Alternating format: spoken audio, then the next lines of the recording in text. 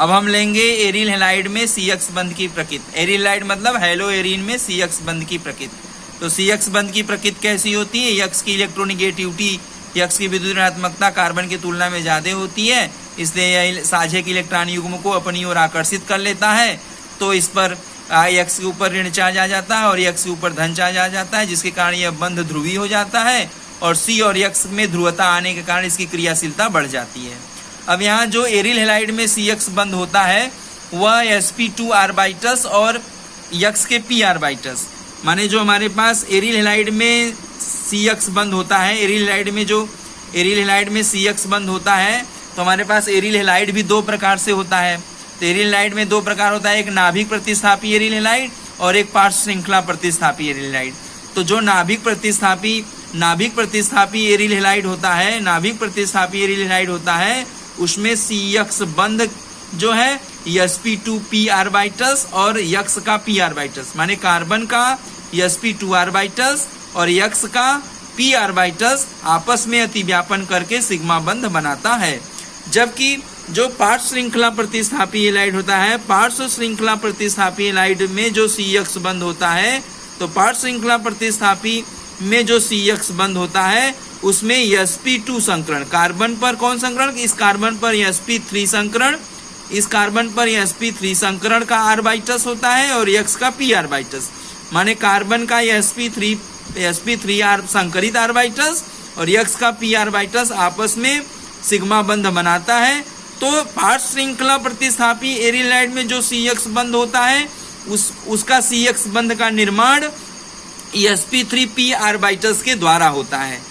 जबकि नाभिक प्रतिस्थापी aryl halide में जो CX बंध है वह sp2p आर्बाइटस के द्वारा होता है। तो आपको समझ में आ गया होगा कि एरिल हैलाइड में जो CX बंध है वह बंध कैसे बनता है और जो पार्श्व श्रृंखला एरिल हैलाइड है उसमें CX बंध कैसे बनता है, और जो नाभिक प्रतिस्थापी एरिल हैलाइड है उसमें CX बंध कैसे बनता है। तो नाभिक प्रतिस्थापी एरिल हैलाइड में CX बंध बनता है sp2 और p आर्बाइटस के द्वारा सिग्मा बंध बनता है। जबकि पार्श्व श्रृंखला प्रतिस्थापी एरिल हैलाइड में जो CX बंध बनता है वह sp3 संकरित आर्बाइटस और X के p परमाणु आर्बाइटस के द्वारा बनता है, अतिव्यापन के द्वारा बनता है। जबकि नाभिक प्रतिस्थापी एरिल हैलाइड में CX बंध sp2 संकरित आर्बाइटस और X के p परमाणु आर्बाइटस के अतिव्यापन से सिग्मा बंध का निर्माण होता है। तो यहाँ हम कह रहे हैं कि जो नाभिक प्रतिस्थापन अभिक्रिया होती है, तो हम यहाँ कह रहे हैं कि एरिल हैलाइडों में नाभिक स्नेही प्रतिस्थापन अभिक्रिया नहीं होती है। एरिल हैलाइडों में नाभिक स्नेही प्रतिस्थापन अभिक्रिया नहीं होती है। नाभिक स्नेह और जो है इलेक्ट्रॉन और एरिल हैलाइडों में इलेक्ट्रॉन स्नेही प्रतिस्थापन अभिक्रिया आसानी से होती है।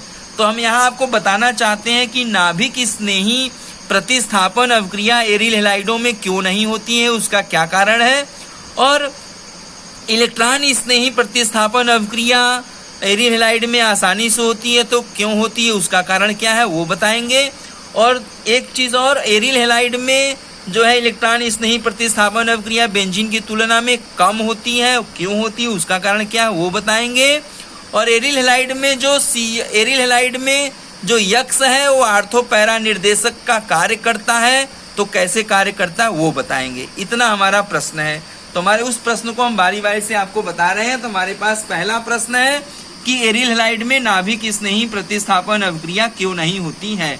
तो नाभिक स्नेही प्रतिस्थापन अभिक्रिया नाभिक प्रतिस्थापी एरिल हैलाइडों में नहीं होता है। देख लीजिए, ध्यान सुनिए, पहला नंबर, नाभिक स्नेही प्रतिस्थापन अभिक्रिया नाभिक प्रतिस्थापी हैलाइडों में नहीं होता, जबकि पार्श्व श्रृंखला प्रतिस्थापी हैलाइडों में आसानी से होता है।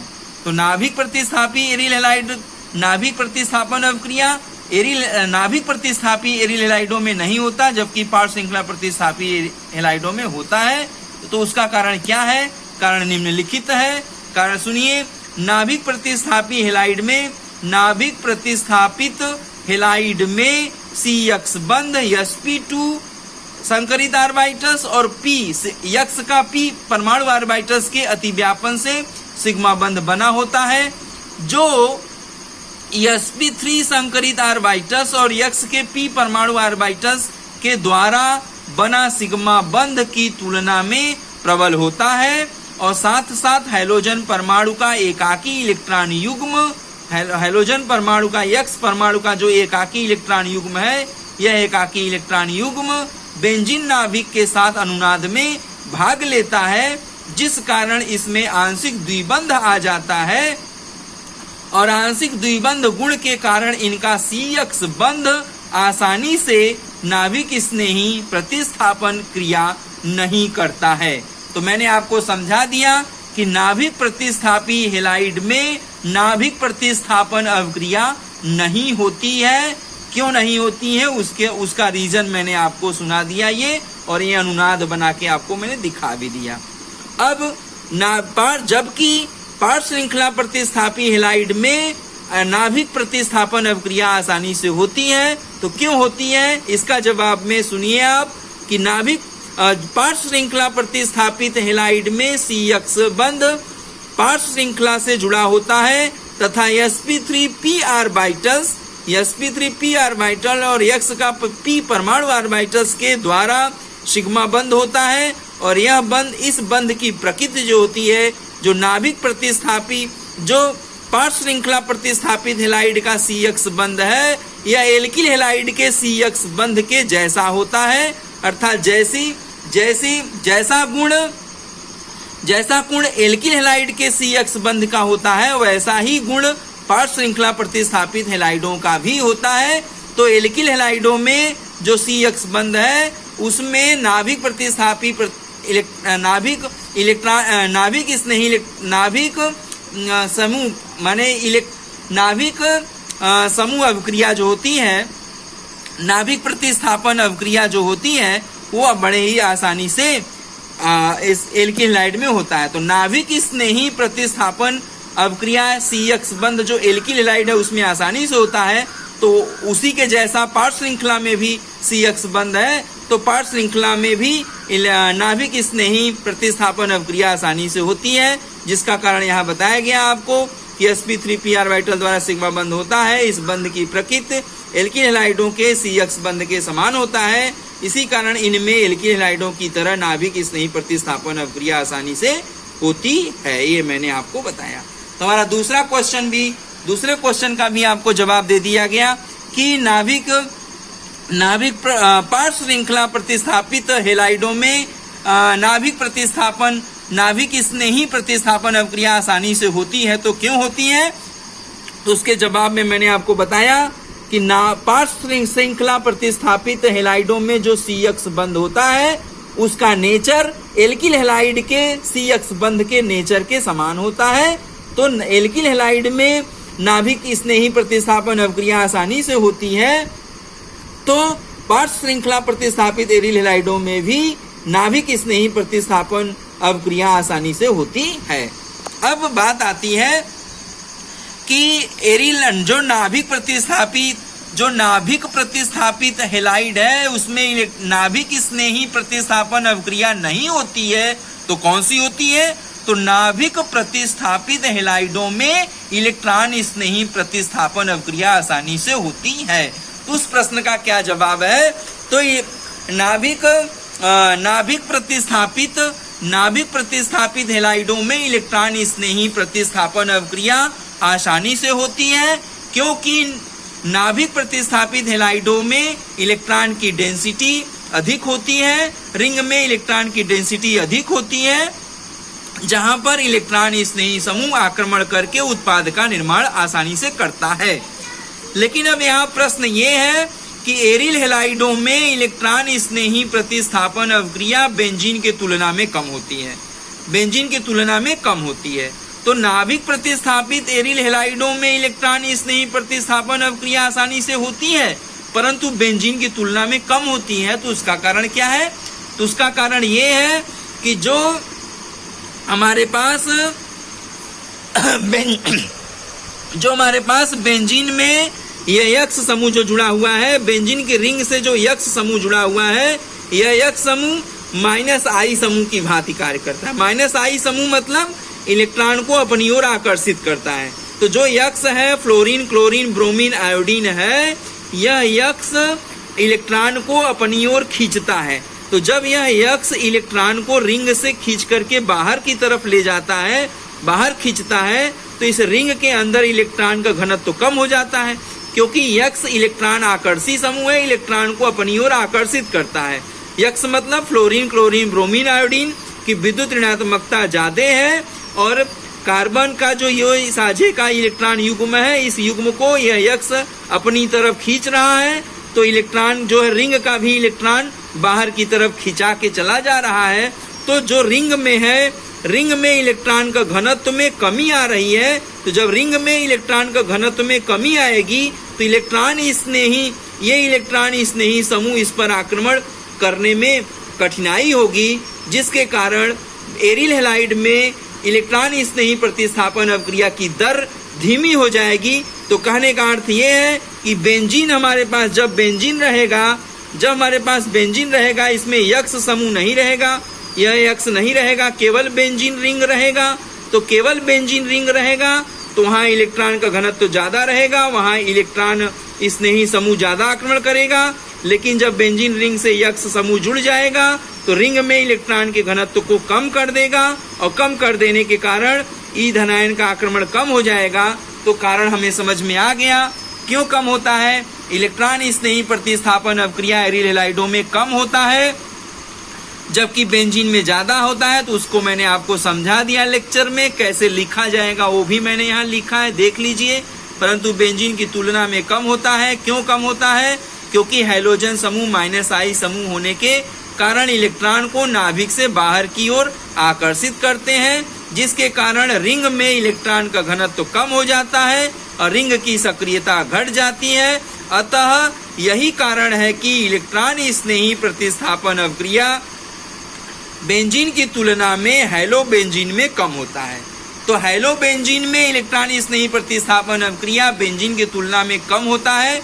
क्यों कम होता है उसके बारे में मैंने आपको समझाया, और यहाँ मैंने लिखा भी है, आप देख लीजिए। मैंने आपको पढ़ के सुना भी दिया है, ऐसे ही आप अपने कॉपी में लिख लीजिएगा। अब यहाँ बात आती है, तीसरा बिंदु हम लेते हैं। तीसरे बिंदु में हम ये बात करेंगे कि जो हमारे पास ये इलेक्ट्रॉन स्नेही समूह प्रतिस्थापन अभिक्रिया हो रही है, तो हमारे पास जो आर्थोपैरा, ये हमारा जो यक्स समूह है, तो यक्स समूह के पास एकाकी इलेक्ट्रॉन युग्म भी है। क्या है?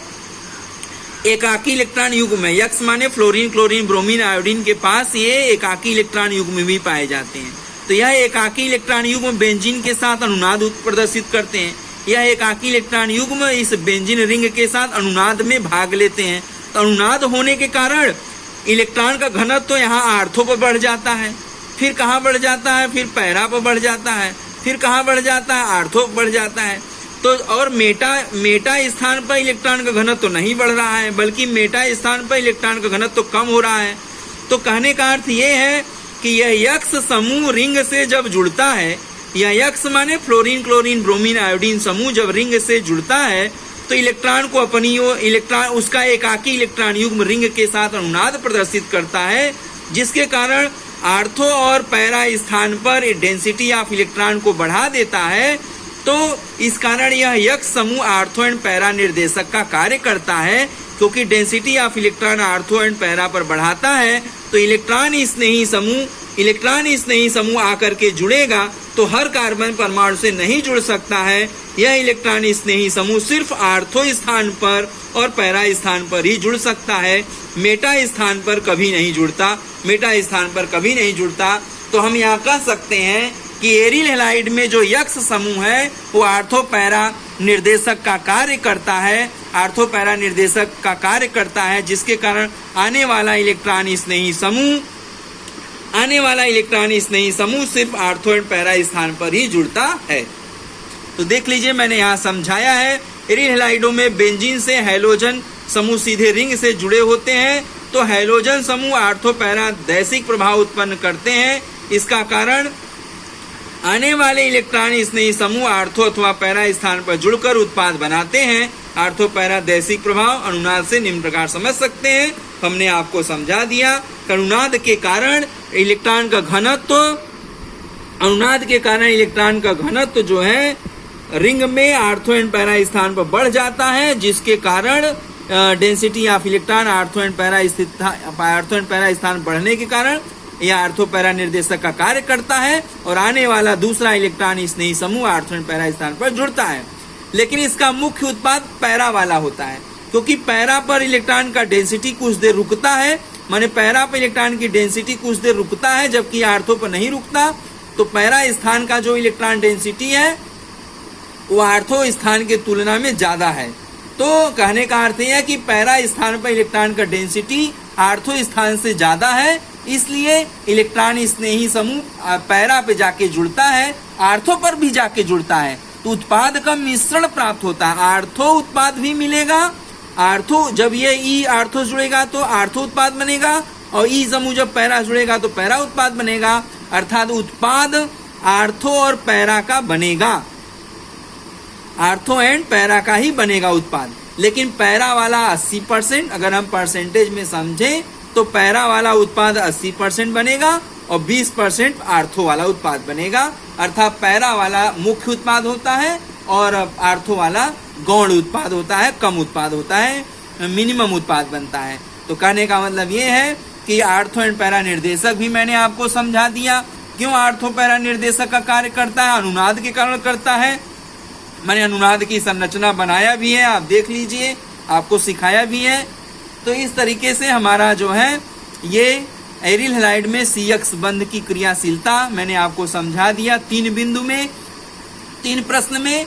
क्योंकि एरिल हैलाइड में नाभिक स्नेही प्रतिस्थापन अवक्रिया नहीं होती, तो क्यों नहीं होती वो हमने समझाया। नाभिक प्रतिस्थापी एरिल हैलाइडों में नाभिक स्नेही प्रतिस्थापन अवक्रिया नहीं होती, जबकि पार्श्व श्रृंखला प्रतिस्थापी एरिल हैलाइडों में नाभिक स्नेही प्रतिस्थापन अवक्रिया होती है, तो क्यों होती है वो समझा दिया। नाभिक स्नेही प्रतिस्थापन अवक्रिया जो हमारे पास नाभिक प्रतिस्थापी एरिल हैलाइड है, तो नाभिक प्रतिस्थापित एरिल हैलाइड में इलेक्ट्रॉन स्नेही प्रतिस्थापन अवक्रिया अधिक होती है, तो क्यों होती है उसको समझा दिया। फिर हमने ये भी आपको समझा दिया कि इलेक्ट्रॉन स्नेही प्रतिस्थापन अवक्रिया एरिल हैलाइडों में बेंजीन के तुलना में कम होता है, क्यों कम होता है उसको समझा दिया। फिर मैंने आपको ये समझा दिया कि एरिल हैलाइड में जो यक्ष समूह है वो आर्थो पैरा निर्देशक का कार्य करता है, कैसे कार्य करता है उसे समझा दिया गया। अब आपको CX बंध की प्रकृति के बारे में समझा दिया गया। इस ऑडियो को बार बार दोहरा के सुने और समझें, आपको अच्छी तरीके से समझ में आ जाएगा। तो हमारा ये एरिल हैलाइड में CX बंध का प्रकृति कैसा है ये मैंने आपको बता दिया।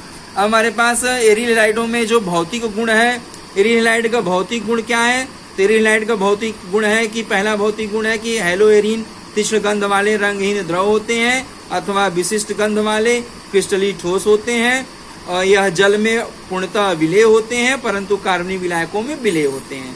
और क्लोरोबेंजीन जो एरिल हैलाइड का जो क्लोरोबेंजीन यौगिक है जिसके बारे में आपको पढ़ना है, तो क्लोरोबेंजीन का क्वथनांक 132 डिग्री सेल्सियस होता है। तो ये हो गया हेलोएरिन का भौतिक गुण के बारे में भी मैंने 3 भौतिक गुण के बारे में आपको बता दिया। आप इसे पढ़ लीजिएगा, रट लीजिएगा, याद कर लीजिएगा। तो हमारा हो गया एरिल हैलाइडों में CX बंध, हेलोएरिन में एरिल हैलाइड में CX बंध की प्रकृति मैंने आपको समझा दिया। इसको बार बार सुने एवं समझें।